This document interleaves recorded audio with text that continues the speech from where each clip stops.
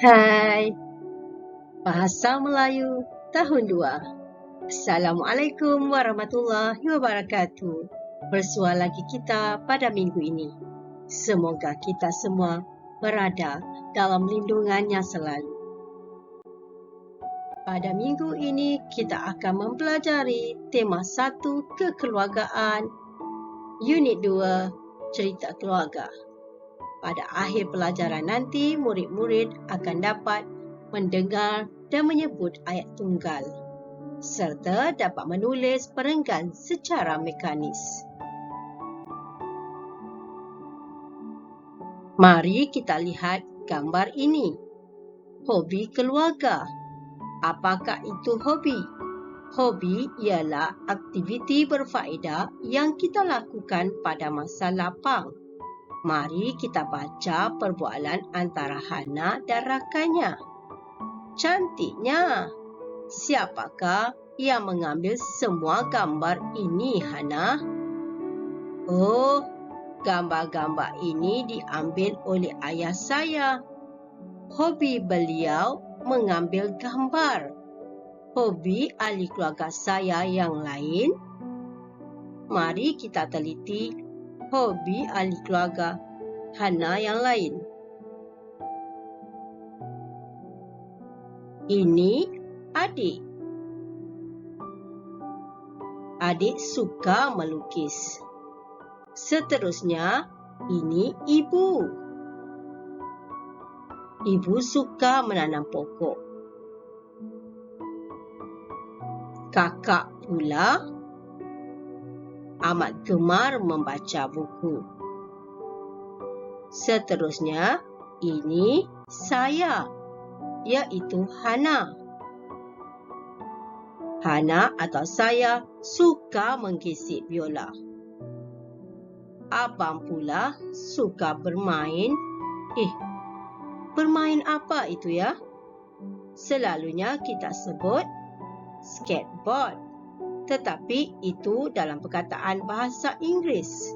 Dalam bahasa Melayu, skateboard dikenali sebagai papan selaju.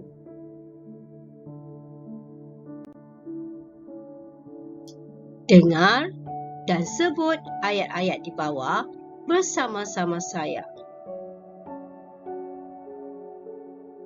Hobi ayah saya mengambil gambar. Saya mahir menggesik biola.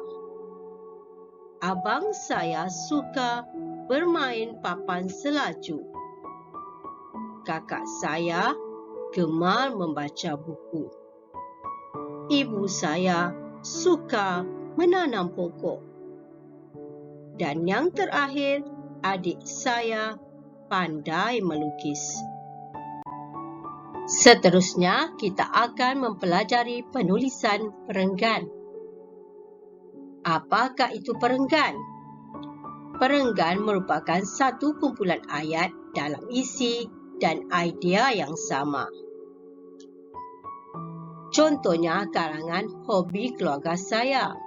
Sekiranya sesebuah karangan itu mempunyai 2 perenggan, perenggan 1 merupakan pendahuluan mengenai makna hobi dan perenggan kedua penerangan hobi setiap ahli keluarga.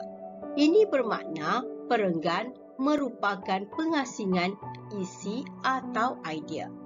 Pentingkah perenggan? Ya, perenggan sangat penting untuk membahagikan isi yang hendak disampaikan. Bagaimana cara untuk menulis perenggan? Perenggan perlu diketengahkan 1 jari pada baris pertama kecuali perenggan 1. Semua ayat ditulis secara bersambung tanpa mengabaikan tanda nokta dan tiada nombor di bahagian tepi. Mari kita lihat petikan bercuti di Bukit Narut. Berapakah perenggan petikan ini? Perenggan pertama. Ini perenggan pertama tidak diketengahkan di bahagian tepi. Manakala ini perenggan kedua, telah diketengahkan satu jari di bahagian tepi. Ini pula perenggan ketiga juga diketengahkan satu jari di bahagian tepi. Yang terakhir, perenggan keempat diketengahkan satu jari.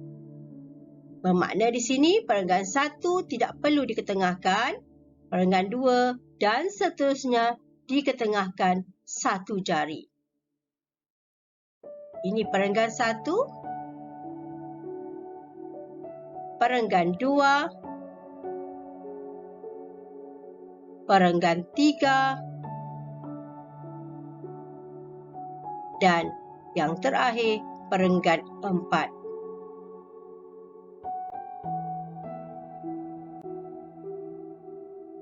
Mengenali perenggan, mari kita belajar cara menulis perenggan.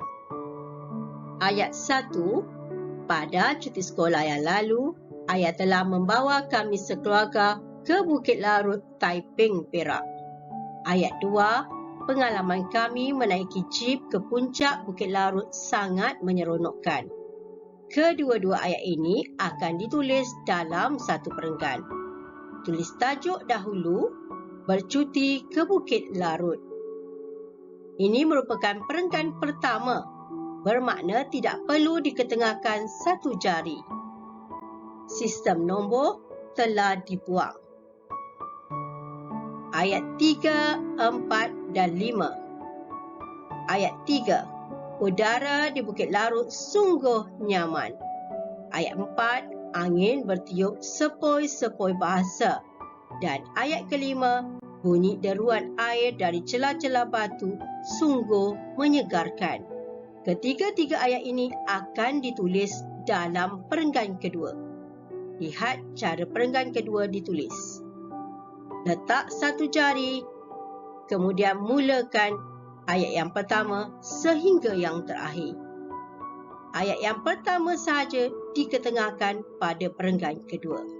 Begitulah perenggan seterusnya. Demikianlah sesi pembelajaran kita pada minggu ini. Sekiranya video ini mudah difahami, like, subscribe dan share. Sekian, terima kasih.